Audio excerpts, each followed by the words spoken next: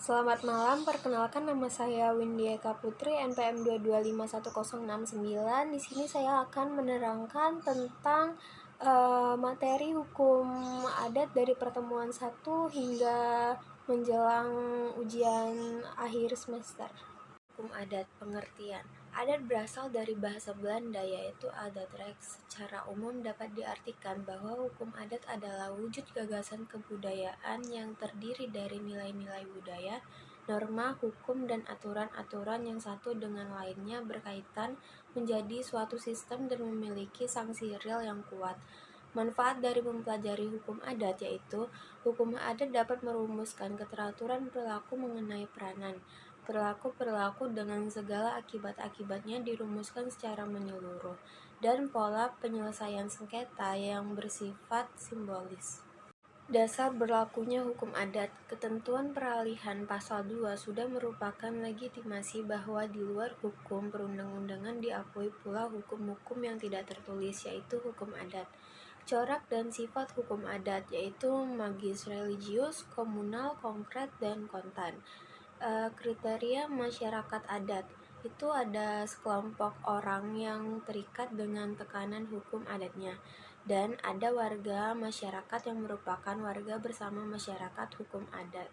Eksistensi masyarakat hukum adat. Pengakuan terhadap masyarakat adat terdapat pada penjelasan pasal 18B ayat 2 Undang-Undang Dasar 1945, yaitu negara mengakui, menghormati, dan mengakui kesatuan-kesatuan masyarakat hukum adat beserta hak-hak tradisionalnya sepanjang masih hidup dan sesuai dengan perkembangan dan prinsip negara kesatuan Republik Indonesia yang diatur dalam undang-undang.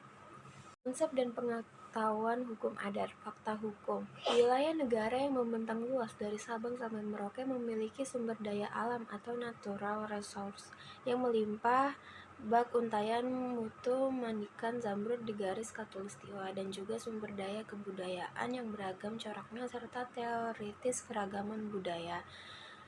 Di Indonesia ada 1128 suku, dan penyelesaian sengketa perdata di pengadilan negeri di antara orang pribumi masih sering menggunakan hukum adat. Lalu banyaknya undang-undang yang menggunakan asas-asas hukum adat, dan hukum adat memiliki peranan yang penting terhadap sistem hukum di Indonesia. Sistem hukum di Indonesia. Sistem hukum yang berlaku di Indonesia adalah sistem hukum campuran, yakni sistem hukum civil law, karena faktor historis di mana Indonesia pernah dijajah Belanda sehingga berdasar asas konkordansi Belanda menerapkan hukum Belanda berlaku di seluruh wilayah jajahan Hindia Belanda, termasuk Indonesia. Namun, pada perkembangan Indonesia mulai berkiblat ke common law dengan munculnya berbagai produk hukum yang berdiri sendiri model common law seperti undang-undang korupsi, undang-undang ketenagakerjaan, dan lain-lain. Sistem hukum Islam atau Inpres nomor 1 tahun 1991 tentang kompilasi hukum Islam, dan sistem hukum adat Undang-Undang nomor 5 tahun 1960 tentang peraturan dasar pokok-pokok agraria. Pemahaman hukum adat. Hukum adat merupakan sistem hukum yang dikenal dalam tatanan lingkungan sosial sehingga dapat dikatakan jika sistem sosial merupakan titik tolak dalam pembahasan hukum adat di Indonesia. Kata adat berasal dari bahasa Arab yang berarti kebiasaan. Unsur-unsur hukum adat itu ada 4. Yang pertama adanya tingkah laku seseorang, yang kedua dilakukan terus-menerus, yang ketiga adanya dimensi waktu, dan yang keempat diikuti oleh orang lain atau masyarakat. Tata kelakuan atau tingkat. Tata kelakuan merupakan sarana untuk mengawasi perilaku masyarakat. Tata kelakuan merupakan kaidah yang memerintahkan atas segala patokan yang membatasi aspek terjang warga masyarakat. Tata kelakuan mengidentifikasi pribadi dengan kelompoknya. Tata kelakuan merupakan salah satu sarana untuk mempertahankan solidaritas masyarakat. Sumber hukum adat yaitu kebiasaan adat istiadat, kebudayaan tradisional rakyat, ugar-ugaran yang langsung timbul sebagai pernyataan kebudayaan, perasaan keadilan yang hidup dalam hati masyarakat. Faktor-faktor yang mempengaruhi perkembangan hukum adat di Indonesia yaitu ada agama, misalnya Pulau Jawa dan Bali dipengaruhi agama Hindu, Aceh dipengaruhi agama Islam, Ambon, Maluku dipengaruhi agama Kristen. politik kerajaan seperti Sriwijaya, Airlangga, dan Majapahit. Dan terakhir masuknya bangsa-bangsa Arab, Cina, dan Eropa.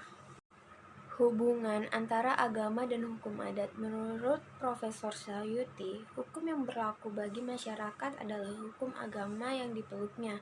Hukum adat hanya berlaku bila tidak bertentangan dengan hukum agama yang dipeluk oleh masyarakat. Pandangan ini dikenal dengan sebutan teori resepti contractio. Dasar berlakunya hukum adat di Indonesia pada masa Hindia Belanda itu ada di pasal 131 IS tentang penggolongan penduduk dan pasal 75 ayat 3 Reglement Regeling. Pada masa kemerdekaan Orde Baru itu terdapat di pasal 2 Aturan Peralihan UUD 1945 dan Konstitusi RIS 1949 pasal 146 ayat 1. Dan terakhir masa reformasi yaitu ada di pasal 67 Undang-Undang Nomor 41 Tahun 1999 tentang Kehutanan dan Undang-Undang Nomor 32 Tahun 2000. Hukum adat dilihat dari segi kebudayaan, corak dan sifat hukum adat, yaitu tradisional. Masyarakat hukum adat adalah kelompok masyarakat yang secara turun-temurun bermukim di wilayah geografis tertentu karena adanya ikatan pada asal-usul leluhur, adanya hubungan yang kuat dengan lingkungan hidup, serta adanya sistem nilai yang menentukan peranada ekonomi, politik, sosial, dan hukum. Keagamaan atau religio magis. Perilaku hukum atau kaidah hukum yang ada berkaitan dengan kepercayaan terhadap hal-hal gaib atau magis, atau animisme, dinamisme, kepercayaan terhadap roh-roh halus dan roh-roh nenek moyang, kepercayaan terhadap Tuhan. Kebersamaan atau komunal mengutamakan kepentingan bersama. Kepentingan pribadi diliputi oleh kepentingan bersama. Konkret, akta yang ditandatangani para pihak menunjukkan secara nyata atau konkret atau real perbuatan hukum jual beli yang dilakukan atau jual beli didahului dengan uang panjar sebagai tanda jadi. Terang, yaitu jual beli tanah menurut hukum adat harus dihadapkan kepada kepala desa untuk memenuhi syarat terang atau bukan perbuatan hukum yang gelap yang dilakukan secara sembunyi-sembunyi. Tunai, yaitu dalam hukum adat transaksi jual beli tanah harus bersifat cash dan carry. Terbuka dan sederhana, yaitu selalu menerima unsur-unsur dari luar namun yang sesuai atau setelah disesuaikan dengan jiwa hukum adat itu sendiri dan tidak rumit, tidak banyak administrasi, kebanyakan tidak tertulis, mudah dimengerti berdasarkan saling percaya mempercayai. Dapat berubah sesuai dengan keadaan, yaitu hukum adat bersifat dinamis atau tidak statis, dan hukum adat terus-menerus dalam keadaan tumbuh berkembang seperti hidup itu sendiri menurut Supomo tahun 1996. Tidak dikodifikasikan, yaitu hukum adat sebagian besar tidak tertulis. Musyawarah mufakat, yaitu untuk memulai dan mengakhiri pekerjaan sebagai sarana penyelesaian atau sengketa berdasarkan asas rukun. Hukum kekeluargaan adat. Kedudukan anak dalam hukum adat yaitu anak adopsi atau bukan aturan hukum adat, anak kandung, anak asuh, anak angkat, anak piara, anak luar kawin, anak zina, anak incest, anak tiri, anak di bawah perwalian, dan anak di bawah kekuasaan orang tua. Hubungan hukum orang tua asuh dan anak asuh. Hubungan hukum antara anak asuh dengan orang tua asuhnya terbatas hanya sampai hubungan kepengasuhan, dalam arti bahwa anak asuh tetap tinggal bersama orang tua atau keluarganya sendiri. Orang tua asuh tidak akan memisahkan anak asuh dari orang tua atau keluarganya. Anak asuh dan orang tua asuh dapat berkomunikasi secara langsung. Orang tua asuh berhak mengetahui identitas anak asuhnya dan bila dikehendaki juga tentang perkembangan pendidikan hak asuhnya. Hubungan anak dengan orang tua dalam hukum adat. Anak kandung memiliki kedudukan yang penting dalam somah atau keluarga, yaitu sebagai penerus generasi, sebagai pusat harapan orang tuanya di kemudian hari, sebagai perlindungan orang tua kemudian hari, dan sebagainya. Apabila orang tuanya sudah tidak mampu baik secara fisik ataupun orang tuanya tidak mampu bekerja lagi. Alimentasi atau kewajiban orang tua menafkahi anak. Ada patrilineal, yaitu kewajiban alimentasi ada di pihak kerabat pihak ayah, dan matrilineal, yaitu kewajiban alimentasi ada di pihak kekerabatan pihak ibu. Sistem kekerabatan dalam hukum adat. Hukum adat kekerabatan adalah hukum adat yang mengatur tentang bagaimana kedudukan pribadi seseorang sebagai anggota kerabat, kedudukan anak terhadap orang tua dan sebaliknya, kedudukan anak terhadap kerabat dan sebaliknya, dan masalah perwalian anak. Sistem hukum kekerabatan mengatur tentang pertalian sanak adat berdasarkan pertalian darah atau sekuturunan, pertalian perkawinan, dan perkawinan adat. Sistem kekerabatan patrilineal. Sistem kekerabatan patrilineal merupakan sistem keluarga yang mana pengambilan keputusan terbesar dari garis keluarga bapak atau laki-laki.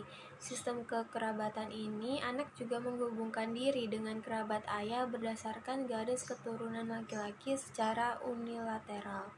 Di dalam susunan masyarakat patrilineal yang berdasarkan garis keturunan bapak atau laki-laki, keturunan dari pihak bapak atau laki-laki, dinilai mempunyai kebudayaan lebih tinggi serta hak-haknya juga akan mendapatkan lebih banyak. Susunan sistem kekerabatan patrilineal berlaku pada masyarakat Batak dan Bali. Sistem kekerabatan matrilineal, yaitu sistem keluarga yang mana pengambilan keputusan terbesar dari garis keluarga ibu atau perempuan. Anak menghubungkan diri dengan ibunya atau berdasarkan garis keturunan perempuan. Sistem kekerabatan ini, anak juga menghubungkan diri dengan kerabat ibu berdasarkan garis keturunan perempuan secara unilateral. Dalam masyarakat yang susunannya matrilineal, keturunan menurut garis ibu dipandang sangat penting, sehingga menimbulkan hubungan pergaulan kekeluargaan yang jauh lebih rapat dan meresap di antara para warganya yang seketurunan menurut garis ibu. Hal mana yang menyebabkan tumbuhnya konsekuensi, misalnya dalam masalah warisan yang jauh lebih banyak dan lebih penting daripada keturunan menurut garis bapak, yaitu berlaku di masyarakat Minangkabau. Sistem kekerabatan parental. Anak menghubungkan diri dengan kedua orang tuanya. Anak juga menghubungkan diri dengan kerabat ayah ibunya secara bilateral. Dalam sistem kerabatan parental, kedua orang tua maupun kerabat dari ayah ibu itu berlaku peraturan-peraturan yang sama, baik tentang perkawinan, kewajiban memberi nafkah, penghormatan, pewarisan.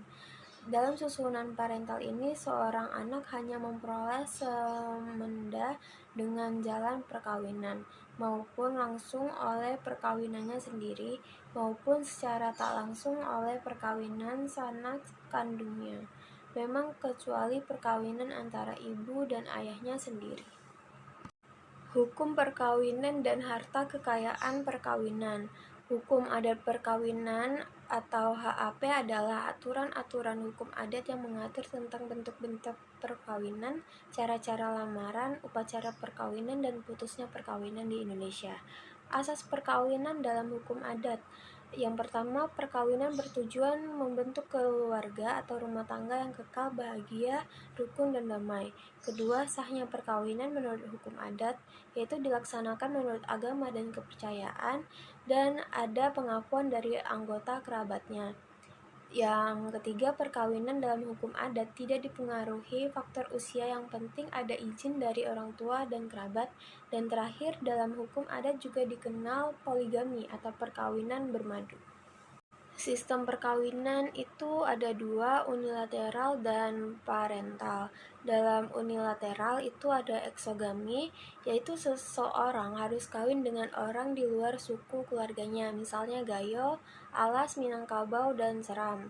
ada endogami, yaitu seorang hanya boleh kawin dengan klan atau sukunya, misalnya Toraja, dengan tujuan persaudaraan makin erat dan harta tidak kemana-mana.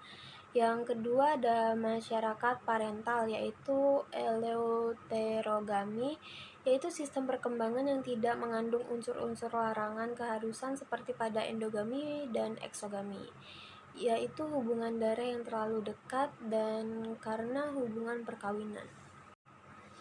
Harta perkawinan. Menurut Profesor Hilman Hadikusuma dalam bukunya Hukum Perkawinan Adat menyatakan bahwa yang dimaksud dengan harta perkawinan adalah semua harta yang dikuasai suami istri selama mereka terikat dalam ikatan perkawinan, baik harta kerabat yang dikuasai maupun harta perseorangan yang berasal dari harta warisan, harta hibah, harta penghasilan sendiri, harta pencarian hasil bersama suami istri, dan barang-barang hadiah.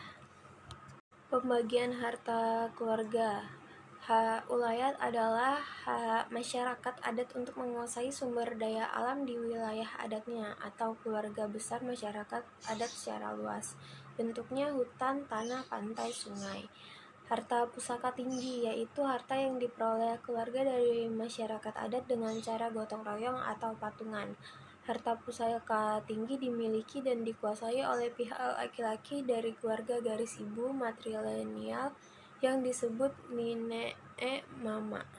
Harta pusaka rendah. Setelah berlakunya Undang-Undang Nomor 1/74 tentang perkawinan, harta perkawinan hanya ada dua, yaitu harta bawaan atau harta gonogini, harta yang diperoleh sebelum perkawinan, harta yang diperoleh setelah perkawinan, yang bersumber pada hibah dan waris. Hak tanah adat dan transaksi tanah adat. Kedudukan tanah adat dalam hukum adat itu karena sifatnya, yaitu merupakan satu-satunya benda kekayaan yang meskipun mengalami keadaan yang bagaimanapun juga masih bersifat tetap dalam keadaannya, bahkan kadang-kadang menjadi lebih menguntungkan karena faktanya yaitu merupakan tempat tinggal persekutuan, memberikan penghidupan kepada persekutuan, merupakan tempat para warga persekutuan yang meninggal dunia dikebumikan. Makna tanah dalam hukum adat, yaitu sebagai tempat tinggal dan mempertahankan kehidupan, alat pengikat masyarakat dalam satu persekutuan, dan sebagai modal atau aset produksi utama dalam suatu persekutuan. Hak ulayat dan tanah ulayat. Tanah ulayat adalah objek tanah yang dikuasai oleh masyarakat adat, sedangkan hak ulayat adalah hak yang timbul terdapat tanah ulayat tersebut.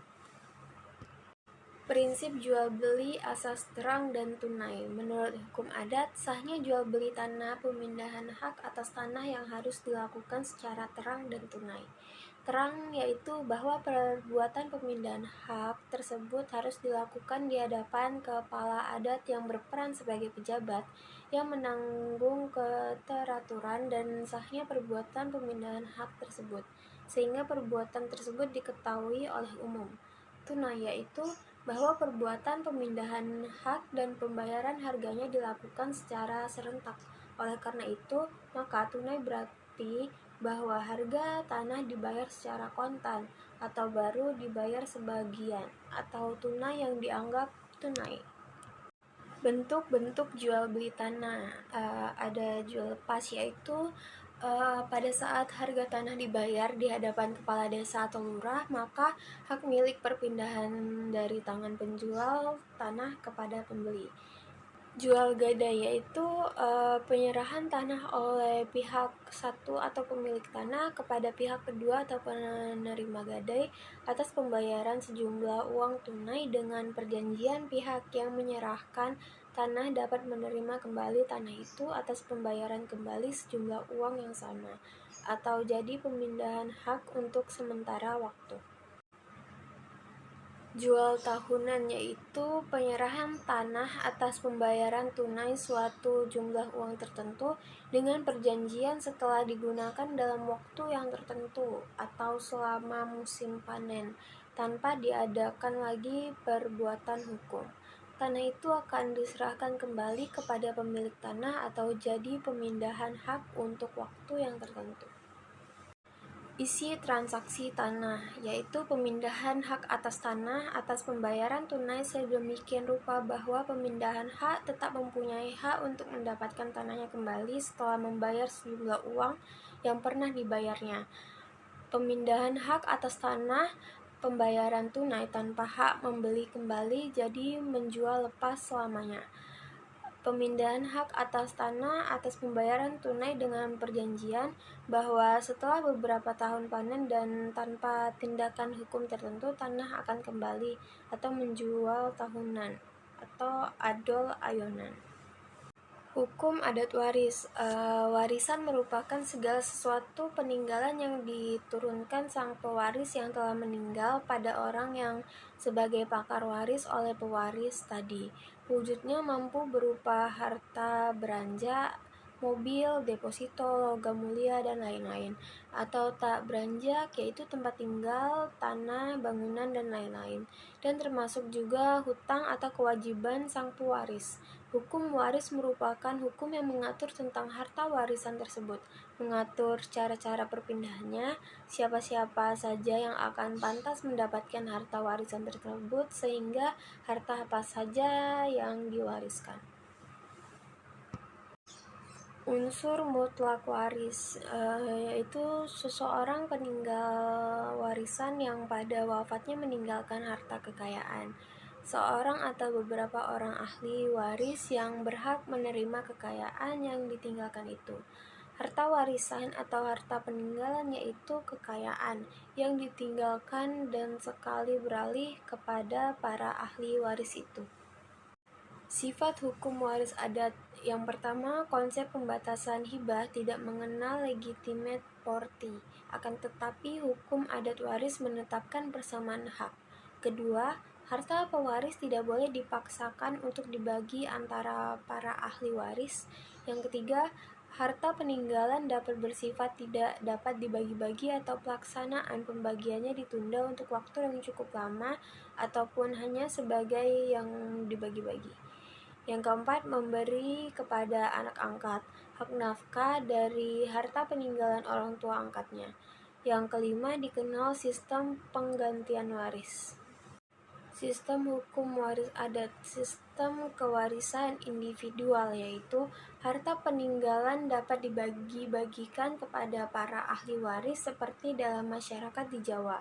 Sistem kewarisan kolektif, yaitu harta peninggalan itu diwarisi secara bersama-sama para ahli waris, misalnya harta pusaka tidak dimiliki atau dibagi-bagikan, hanya dapat dipakai atau hak pakai.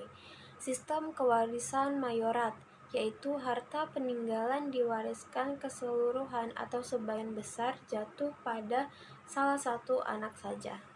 Sistem mayorat, yaitu anak laki-laki harta peninggalan jatuh kepada anak laki-laki. Mayorat perempuan, yaitu harta peninggalan jatuh kepada anak perempuan tertua. Sistem hukum waris adat. Sistem kewarisan individual, yaitu harta peninggalan dapat dibagi-bagikan kepada para ahli waris seperti dalam masyarakat di Jawa. Sistem kewarisan kolektif, yaitu harta peninggalan itu diwarisi secara bersama-sama para ahli waris, misalnya harta pusaka tidak dimiliki atau dibagi-bagikan, hanya dapat dipakai atau hak pakai. Sistem kewarisan mayorat, yaitu harta peninggalan diwariskan keseluruhan atau sebagian besar jatuh pada salah satu anak saja. Sistem mayorat, yaitu anak laki-laki harta peninggalan jatuh kepada anak laki-laki. Mayorat perempuan, yaitu harta peninggalan jatuh kepada anak perempuan tertua. Pewaris dan ahli waris. Pewaris adalah orang yang sudah meninggal. Segala harta peninggalan seseorang yang meninggal dunia demi hukum atau secara otomatis menjadi milik sekalian ahli warisnya. Sedangkan ahli waris utama dalam hukum adat adalah anak kandung sendiri. Dengan adanya anak kandung ini, maka anggota keluarga yang lain menjadi tertutup untuk menjadi ahli waris. Orang yang mempunyai hubungan darah dengan pewaris yang tergantung dari sistem warisnya dan sistem kekeluargaan serta anak angkat. Hukum pidana adat. Hukum pidana adat adalah hukum asli bangsa Indonesia yang sudah ada sejak sebelumnya dan memiliki pengaruh dari berbagai agama serta menimbulkan berbagai ragam adat di Indonesia sehingga diikuti dan ditaati oleh para masyarakat secara terus-menerus dari ke generasi selanjutnya. Sifat hukum pidana adat yang pertama, tradisional magis religius, yaitu tindakan yang dilarang untuk dilakukan dan dapat menimbulkan kekacauan terhadap sifat turun-temurun serta berkaitan dengan agama. Yang kedua, menyeluruh dan menyatukan. Sifat ini tidak membedakan antara perbuatan pidana, perdata, perbuatan yang disengaja maupun tidak sengaja. Yang ketiga, ada praeksistensi. Artinya adalah tidak perlu ada aturan yang dibuat terlebih dahulu baru berbuat delik itu dapat dihukum. Yang keempat, tidak menyamaratakan. Apabila terjadi suatu perbuatan adat yang menimbulkan kekacauan terhadap keseimbangan masyarakat, terhadap pelaku tidak disamaratakan terhadap warga masyarakat biasa dengan tokoh masyarakat, pemuka agama, pejabat, golongan bangsawan. Yang kelima, terbuka dan luntur. Hukum adat tidak mengelak pergantian-pergantian dengan ketentuan tidak berselisih terhadap kesadaran hukum dan keagamaan masyarakat. Yang keenam, terjadinya delik adat. Terjadinya apabila peraturan adat di tempat tersebut dilanggar dikarenakan adanya pihak yang merasa dirugikan. Sifat pelanggaran hukum adat tidak membedakan perbedaan antara pelanggaran yang harus diakhiri baik dalam hukum pidana maupun hukum perdata. Tidak membedakan antara hukum acara tuntutan, perdata, dan pidana. Dan ketika terjadinya suatu pelanggaran hukum, maka petugas hukum mengarahkan dengan mengambil tindak untuk melaraskan pelanggaran tersebut. Akhirnya, pidana adat. Berdasarkan hukum pidana barat, suatu delik lahir dengan diundangnya pidana di lembaran negara. Lahirnya delik adat identik dengan lahirnya beberapa peraturan hukum yang tidak tertulis. Syarat berlakunya hukum pidana adat, yaitu tidak berselisih dengan KUHP, masih terdapat peradilan adat yang ditangguhkan oleh pemerintahan daerah, bersifat tidak pidana ringan terhadap pelanggaran, sanksi tambahan masyarakat berdasarkan KUHP, dan sanksi hanya berupa denda, permintaan maaf, pengusiran, dan sebagainya.